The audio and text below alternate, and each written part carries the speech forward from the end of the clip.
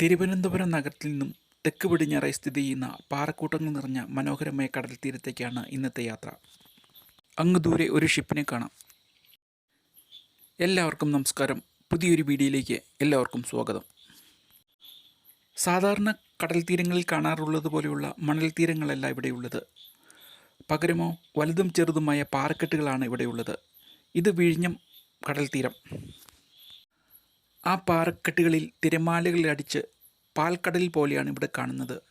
അത് കാണാൻ വളരെ മനോഹരമായൊരു കാഴ്ചയാണ്. ഇന്ത്യയിലെ ഏറ്റവും വലിയ ആഴക്കടൽ തുറമുഖമായ വിഴിഞ്ഞം പോർട്ട് ഇവിടെ അടുത്താണ് സ്ഥിതി ചെയ്യുന്നത്. തിരുവനന്തപുരത്ത് സ്ഥിതി ചെയ്യുന്ന ഒരു പ്രധാന തീരദേശ പ്രദേശവും നഗരസഭാ വാർഡുമാണ് വിഴിഞ്ഞം. ആ കാണുന്നത് മൊഹിയുദ്ദീൻ ജുമാ മസ്ജിദാണ്. തൊട്ടപ്പുറത്ത് കാണുന്നത് ദർഗാ ഷെരീഫുമാണ്. ചരിത്രപ്രസിദ്ധമായ ആരാധനാലയങ്ങളാണ് ഇപ്പോൾ കണ്ടത്.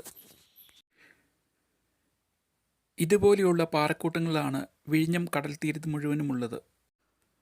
നൂറ്റാണ്ടുകളായിട്ടുള്ള ജിയോളജിക്കൽ പ്രോസസ്സ് മൂലമാണ് പാറക്കൂട്ടങ്ങൾ ഇതുപോലെ പൊട്ടിപ്പോയിട്ടുള്ളത്. ആ കാണുന്നതാണ് ഇന്ത്യയിലെ ഏറ്റവും വലിയ ആഴക്കടൽ തുറമുഖമായ വിഴിഞ്ഞം ട്രാൻസ്ഷിപ്മെൻറ്റ് ഹബ്ബ്. ഈ കാണുന്ന സംവിധാനങ്ങളെല്ലാം പോർട്ടിൻ്റെ ഭാഗമായിട്ടുള്ളതാണ്. വലിയ മദർഷിപ്പുകൾക്ക് അടുക്കാൻ സാധിക്കുന്ന പ്രകൃതിദത്തമായ ആഴമുണ്ട് ഇവിടുത്തെ കടലിന്. ഇത് പുതിയ കാലത്ത് പണിത തുറമുഖമാണെങ്കിലും പുരാതന കാലത്ത് ചേര രാജാക്കന്മാരുടെ കീഴിൽ സുഗന്ധവ്യഞ്ജന വ്യാപാരം നടത്തിയിരുന്ന പ്രധാന തുറമുഖമായിരുന്നു വിഴിഞ്ഞം. ആ കാണുന്നത് വലിയ ടെട്രാപോഡ്സ് ഉപയോഗിച്ച് പോർട്ടിൻ്റെ ഭാഗത്തേക്ക് ആക്സസ് നിർമ്മിച്ചിരിക്കുന്നതാണ്. പ്രത്യേകമായി ഡിസൈൻ ചെയ്ത് എടുത്ത് നിർമ്മിച്ചിട്ടുള്ള വലിയ ടെട്രാപോഡ്സും കോൺക്രീറ്റ് ബ്ലോക്കുകളുമാണ് ഇവിടെ സ്ഥാപിച്ചിട്ടുള്ളത്.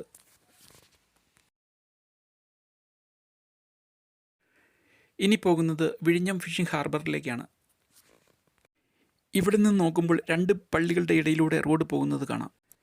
ഫിഷിംഗ് ഹാർബറിലേക്ക് പോകുന്ന റോഡിൻ്റെ സൈഡിൽ നമുക്ക് കാണാം വലുതും ചെറുതും പുതിയതും പഴയതുമായ ധാരാളം മത്സ്യബന്ധന യാനങ്ങളാണ് കൂട്ടിയിട്ടിരിക്കുന്നത്. ഫിഷിംഗ് ഹാർബറിൻ്റെ അടുത്ത് ധാരാളം വീടുകൾ നമുക്ക് കാണാം. ഇതെല്ലാം മത്സ്യത്തൊഴിലാളികളുടെ വീടുകളാണെന്ന് തോന്നുന്നു. അതുമാത്രമല്ല, ഹാർബറിലേക്ക് ഇറങ്ങി ചെല്ലുമ്പോൾ നൂറുകണക്കിന് യന്ത്രവൽകൃത വള്ളങ്ങളാണ് അവിടെയുള്ളതെന്ന് കാണാം. പരമ്പരാഗത മത്സ്യത്തൊഴിലാളികൾക്കും യാനങ്ങൾക്കും ഒരുപോലെ ആശ്രയമായി ഇവിടം മികച്ച രീതിയിൽ സജ്ജീകരിച്ചിരിക്കുന്ന ഇൻഫ്രാസ്ട്രക്ചറിന് പേരുകേട്ടതാണ്. വൈവിധ്യമാർന്ന കടൽ മത്സ്യങ്ങൾ ലഭിക്കുന്ന പ്രധാനപ്പെട്ട ഫിഷിംഗ് ഹാർബറാണ് ഇത്. തലസ്ഥാന നഗരിൽ നിന്നും ഏകദേശം 16 കിലോമീറ്റർ തെക്ക് പടിഞ്ഞാറായിട്ടാണ് വിഴിഞ്ഞം ഫിഷിംഗ് ഹാർബർ സ്ഥിതി ചെയ്യുന്നത്. സാധാരണയായി മത്സ്യത്തൊഴിലാളികൾ മീൻ പിടിക്കാൻ പോകുന്നത് രാവിലെയാണ്.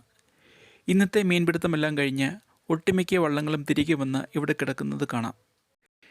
ഇതുപോലെയുള്ള ചെറിയ വള്ളങ്ങളിൽ മത്സ്യത്തൊഴിലാളികൾ മീൻ പിടിക്കാൻ പോകുന്നത് കാണുമ്പോൾ നമുക്ക് വളരെ സാഹസികമായിട്ട് തോന്നും.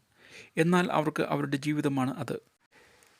ഇത്തരം ചെറുവള്ളങ്ങളിൽ കടലിൽ പോയി പരമ്പരാഗതമായ രീതിയിലാണ് അവർ മത്സ്യത്തെ പിടിക്കുന്നത്. ഇവിടെ കടൽ കുറേ അധികം ഉള്ളിലേക്ക് കയറിയാണ് കിടക്കുന്നത്. അതുകൊണ്ടാണ് ഇവിടെ തിര കുറവായിട്ടുള്ളത്. ചെറിയൊരു വള്ളം തുഴഞ്ഞു പോകുന്നത് കാണാം. വളരെ വലിയ ഒരു ഏരിയ മുഴുവനും ഇത്തരത്തിലുള്ള ചെറിയ വള്ളങ്ങളാണ് കിടക്കുന്നത്. ആ കാണുന്നത് വിഴിഞ്ഞം പോർട്ടിൻ്റെ ഇവിടെ നിന്നുള്ള വ്യൂ ആണ്. അതിൻ്റെ അടുത്ത് കോസ്റ്റ് ഗാർഡിൻ്റെ ചെറിയ കപ്പലും കിടക്കുന്നത് കാണാം. ആ കാണുന്നത് തുറമുഖത്തെ വലിയ ക്രെയിനുകളാണ്. ഇതുപോലത്തെ നൂറുകണക്കിന് വലുതും ചെറുതുമായ മത്സ്യബന്ധന യാനങ്ങളാണ് കടൽ തീരത്ത് നിരത്തിയിട്ടിരിക്കുന്നത്. ഇവിടെ കണ്ട യാനങ്ങളിൽ ഏറ്റവും വലിയ യാനം ഇതാണ്. മീൻ പിടിക്കാൻ വേണ്ടി പോകുമ്പോൾ ഈ യാനങ്ങളിൽ എൻജിൻ പിടിപ്പിച്ചിട്ടാണ് അവർ പോകുന്നത്. ഒരാൾക്ക് മാത്രം പോകാവുന്ന യാനങ്ങളുമുണ്ട് ഇക്കൂട്ടത്തിൽ.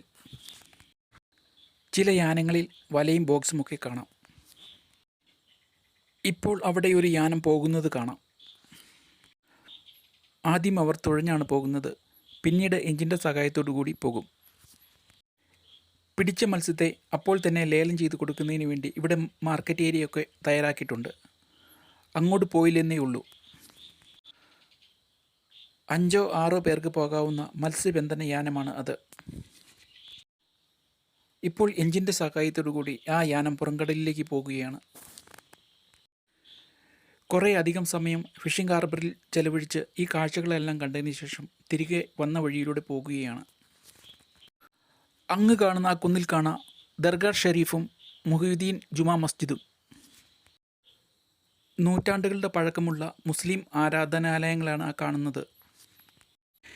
കേരളത്തിലെ ഇസ്ലാമിക ചരിത്രത്തിൻ്റെയും പൈതൃകത്തിൻ്റെയും പ്രധാന പ്രതീകങ്ങളാണ് അവയോരോന്നും. മുഹീദ്ദീൻ ജുമാ മസ്ജിദിന് പാറപ്പള്ളി ജുമാ മസ്ജിദ് എന്നൊരു മറ്റൊരു പേരുമുണ്ട്.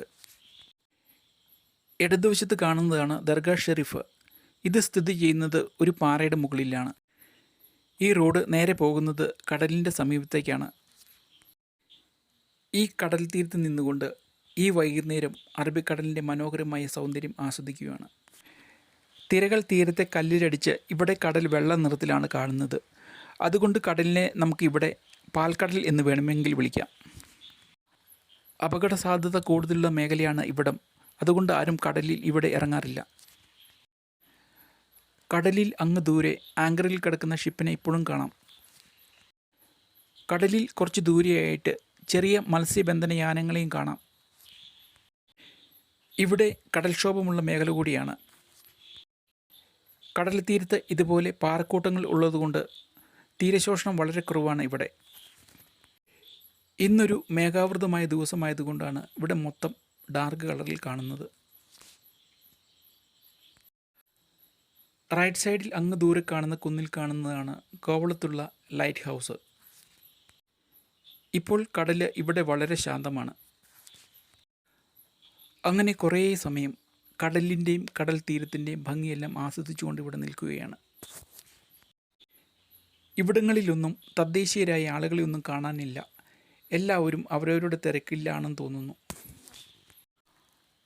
അവിടെയാണ് കോവളം ബീച്ച് സ്ഥിതി ചെയ്യുന്നത്. പാൽക്കടലിൻ്റെ മനോഹരമായ ദൃശ്യങ്ങൾ കണ്ടുകൊണ്ട് ഇവിടുന്ന് പോകാൻ തീരുമാനിച്ചു. പാറക്കൂട്ടങ്ങൾ നിറഞ്ഞ കടൽ തീരങ്ങളും വിഴിഞ്ഞം പോർട്ടും വിഴിഞ്ഞം ഫിഷിംഗ് ഹാർബറും ഈ ജുമാ മസ്ജിദുമുള്ള ചരിത്രപ്രധാനമായ സ്ഥലം കാണാൻ ദിനം പ്രതി ആയിരക്കണക്കിന് ആളുകളാണ് ഇവിടെ വരുന്നത്. കടലിൻ്റെ പശ്ചാത്തലത്തിന് അനുയോജ്യമായ രീതിയിലാണ് ജുമാ മസ്ജിദ് നിർമ്മിച്ചിട്ടുള്ളത്. അത് കാണാൻ വളരെ ഭംഗിയുമുണ്ട് താനും. അന്തരീക്ഷം കറുത്തിരുണ്ട് വരുന്നുണ്ട്. മിക്കവാറും മഴ പെയ്യാനുള്ള സാധ്യതയുണ്ട്. അതുകൊണ്ട് വേഗം ഇവിടുന്ന് പോകാൻ തീരുമാനിച്ചു. ചരിത്രപ്രസിദ്ധമായ ഇപ്പോൾ കണ്ട മുസ്ലിം പള്ളിയെക്കുറിച്ച് പറയാനുണ്ട് ഒരു കാര്യം. മതസൗഹാർദ്ദത്തിൻ്റെ പ്രതീകമായി ഇവിടെ എല്ലാ വർഷവും നടക്കുന്ന ഉറൂസ് വളരെ പ്രശസ്തമാണ്. പ്രദേശവാസികളും തീർത്ഥാടകരും പ്രാർത്ഥനകൾക്കായി ഇവിടെ എത്തിച്ചേരുന്നു. ശാന്തമായ അന്തരീക്ഷവും മനോഹരമായ സൂര്യാസ്തമയം ഇവിടുത്തെ പ്രധാന ആകർഷണങ്ങളാണ്. എന്നാൽ ഇന്ന് ആകാശം മേഘാവൃതമായതുകൊണ്ട് സൂര്യാസ്തമയം കാണാൻ സാധിച്ചില്ല. കടൽ തീരത്തുള്ള ഈ ചെറിയ വീടുകളും ചെറിയ തെങ്ങും തോപ്പുകളും ഒക്കെ കണ്ടുകൊണ്ട് യാത്ര തുടരുകയാണ്. തെങ്ങ് വളരെ സമൃദ്ധിയായിട്ട് വളരുന്നുണ്ട് ഇവിടെയെല്ലാം.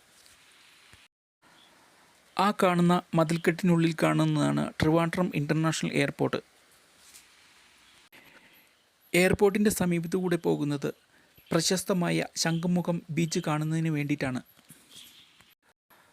പണ്ട് തിരുവനന്തപുരത്തുണ്ടായിരുന്ന സമയത്ത് ഈ ബീച്ചിൻ്റെ സൗന്ദര്യം കാണുന്നതിന് വേണ്ടി മിക്ക വൈകുന്നേരങ്ങളിലും ഇവിടെ വരുമായിരുന്നു. പണ്ട് ഈ ബീച്ചും പരിസര പ്രദേശങ്ങളും ഇങ്ങനെയായിരുന്നില്ല, വളരെ മനോഹരമായിരുന്നു. തലസ്ഥാന നഗരിയിൽ നിന്നും ഏകദേശം 8 കിലോമീറ്റർ അകലെ എയർപോർട്ടിന് സമീപമാണ് ശംഖുമുഖം ബീച്ച് സ്ഥിതി ചെയ്യുന്നത്. ശക്തമായ കടലാക്രമണവും കടൽക്ഷോഭവും കാരണം ബീച്ചിൻ്റെ വലിയൊരു ഭാഗത്തിന് നാശനഷ്ടം സംഭവിച്ചിരിക്കുകയാണ് ഇന്ന്. ഇപ്പോൾ ബീച്ചിൻ്റെ പുനരുദ്ധാരണം നടന്നുകൊണ്ടിരിക്കുകയാണ്. ആ കാണുന്ന ആറാട്ട് മണ്ഡപത്തിന് മുമ്പിൽ കാണുന്നത് പ്ലാസ്റ്റിക് കുപ്പിയിൽ നിർമ്മിച്ച ഒരു പക്ഷിയെയാണ്. പ്രകൃതി സംരക്ഷണത്തിൻ്റെ പ്രാധാന്യത്തെയാണ് ഇതുകൊണ്ട് ഉദ്ദേശിക്കുന്നത്. ഈ കാണുന്ന ആറാട്ട് മണ്ഡപം ശ്രീ പത്മനാഭസ്വാമി ക്ഷേത്രത്തിലെ ആചാരങ്ങളുമായി ബന്ധപ്പെട്ട് നിർമ്മിച്ചിട്ടുള്ളതാണ്.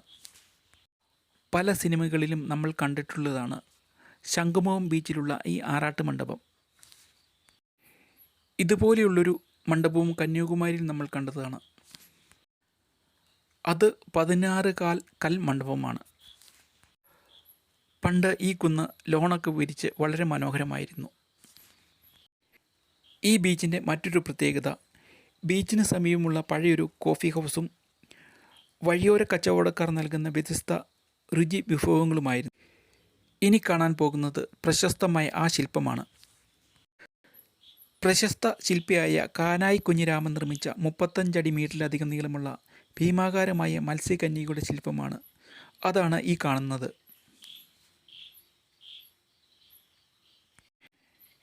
ഈ ബീച്ച് നല്ല നിലയിൽ പ്രവർത്തിക്കുമ്പോൾ പിന്നീട് എപ്പോഴെങ്കിലും വരാം എന്നോർത്തുകൊണ്ട് തൽക്കാലം ഇവിടെ നിന്ന് പോകുകയാണ്. പിന്നെ ഒരു പ്രധാന കാര്യം, ശ്രീ പത്മനാഭസ്വാമി ക്ഷേത്രത്തിലെ ആറാട്ടുത്സവം നടക്കുന്നത് ഈ കടൽ തീരത്താണ്. കൂടാതെ ആയിരക്കണക്കിന് ആളുകളുടെ ബലിതർപ്പണം നടത്തുന്ന പ്രധാന സ്ഥലവും കൂടിയാണ് ശംഖുമുഖം ബീച്ച്. അങ്ങനെ മറ്റൊരു ഡെസ്റ്റിനേഷൻ ലക്ഷ്യമാക്കി യാത്ര തുടരുകയാണ്.